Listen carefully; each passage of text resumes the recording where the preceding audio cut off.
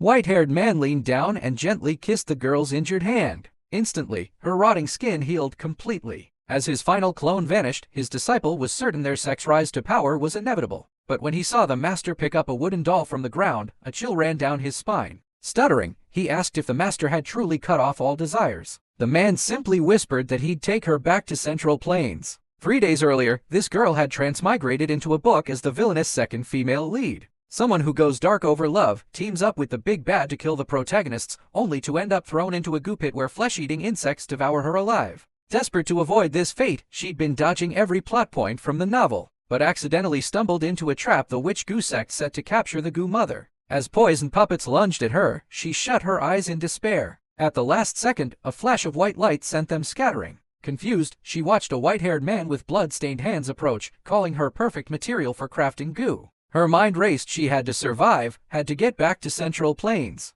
Thinking fast, she blurted out that they'd already consummated their marriage and she was carrying his child. Kill her, and he'd be killing 2 lives. The goo insects vanished. She'd won the gamble. But before she could breathe easy, he summoned a green snake from his wrist, warning that it'd kill her on the spot if she lied. Panicking, inspiration struck. Sobbing, she spun a tale about searching for her amnesiac fiancé after they'd gotten separated in an accident. The snake showed no reaction. He believed her and released her bonds. Determined to survive in this poison-infested hellscape, she decided to latch onto this powerful guy. She pulled out a jade pendant, claiming it was their love token, and wove an elaborate story about how they'd eloped to Meow territory after her father rejected him for being poor, only for him to disappear days later. Seemingly overwhelmed by this heartfelt confession, the man brought her to his cave, then quickly left to find food, warning her not to leave unless she wanted to become puppet food. She groaned internally. Was she really going to die in this godforsaken place? Half an hour passed with no sign of him.